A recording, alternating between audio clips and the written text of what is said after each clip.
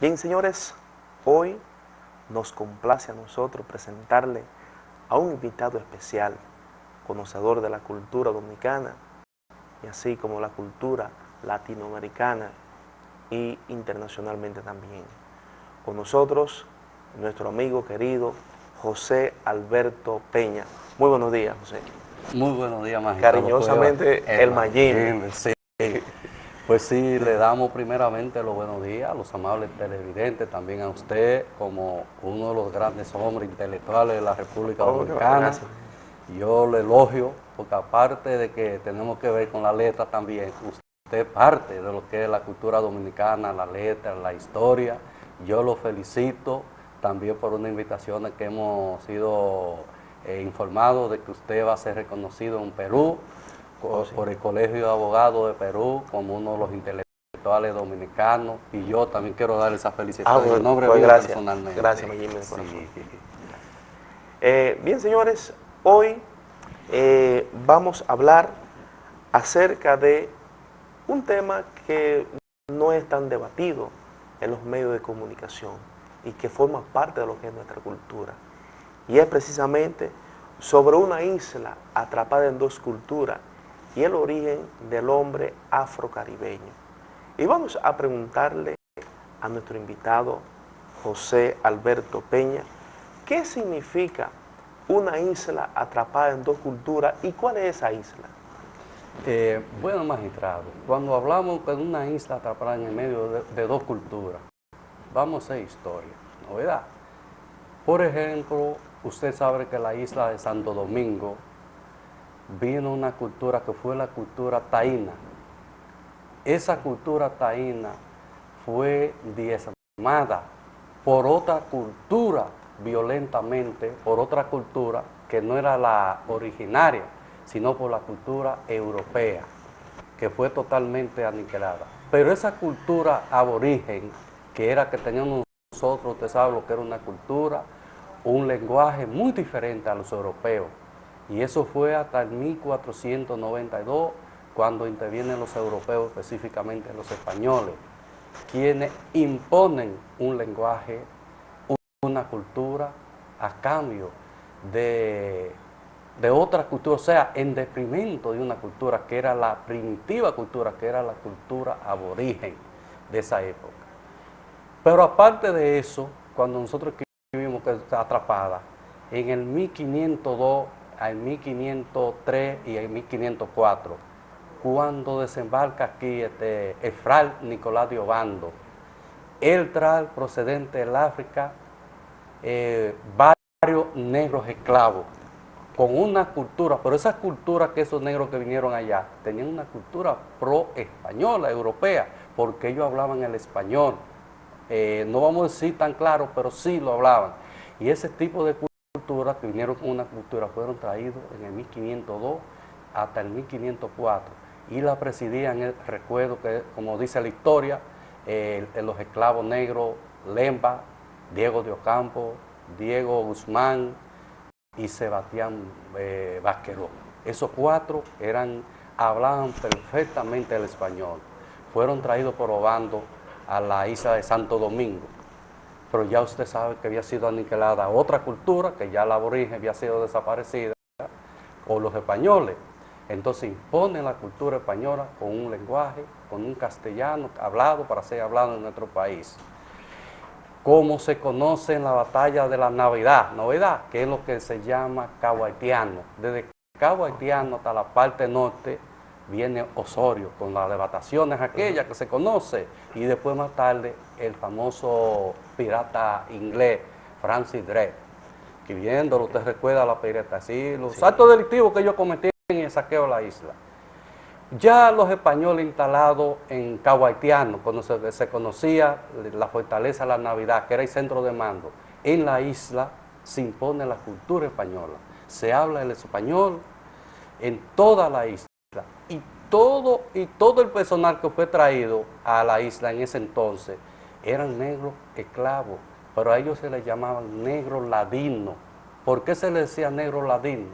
Porque hablaban perfectamente el español y estaban culturizados al español. Esos negros fueron traídos del norte de África. Usted sabe que en el norte de África habían varias tribus que hablaban distintos idiomas, pero no estaban civilizados. Esa civilización fueron llevadas a España y fueron adiestrados allá, lo que es la cultura española, la cultura, o vamos a decir general, europea, porque los franceses también llevaron. Usted sabe que en el norte están lo que es la etnia Hutu, Tutsi, y están los Masai. Los Masai es una clase de seres humanos, pero que ellos no se han adaptado a lo que es la civilización y a la sociedad. Como bien usted sabe que el padre de la filosofía, como yo lo llamo para mí, Aristóteles nos calificó a nosotros como un animal político, al ser humano, que así lo eran en la época de la caverna, y nos fuimos evolucionando, pero con una cultura de animal. Pero a la vez también Aristóteles nos calificó, eran unos seres humanos que podíamos equivocar. Entonces ahí nacen esa cultura. Y cuando esa cultura viene, que llega a la Unión Europea, ellos vienen al Caribe con diferentes culturas, lenguajes, para ser hablados. Pero ya ellos tenían su forma, que era un interés económico entre la parte, para saquear lo que eran los recursos naturales de la isla de ese entonces. Y para eso, la cultura que había, que era la cultura original, que era la cultura aborigen, había que diezmarla, porque los aborígenes no se adaptaban a los maltratos que ellos los sometían y prefirieron mejor, vamos a aniquilarlo.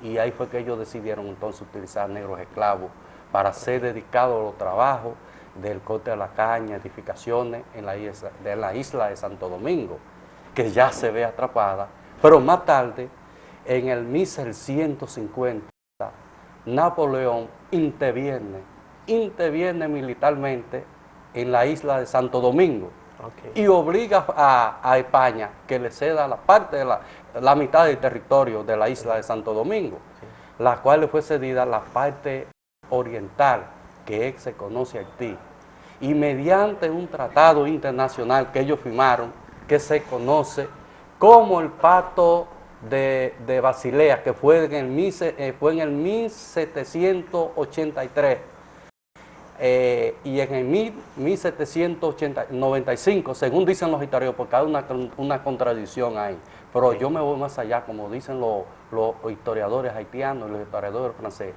que fue en el 1783 que se firmó ese pacto, donde España le cede a Francia totalmente de la isla, pero ya mediante el tratado de 1777, que se llamó el Tratado de Aranjuez, que fue mediante la cual España le cede la mitad de que es Haití a los franceses. Los franceses... Entonces, sí, perdón.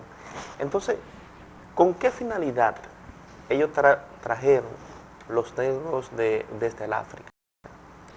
Mire, los negros que fueron traídos del África, como yo lo acabo de decir, eran todos, hablaban perfectamente el español, y la cultura era española y parte africana, que eran la isla completa. Y esos negros que son los haitianos de oro, ¿no verdad? Fueron traídos procedentes después que Napoleón le cedió, que España le cede a Napoleón en el 1777 la parte de Haití. Francia trae sus propios negros esclavos que ya hablaban otro idioma y también otra cultura que era muy diferente a la que le estamos hablando de negros que son traídos del África.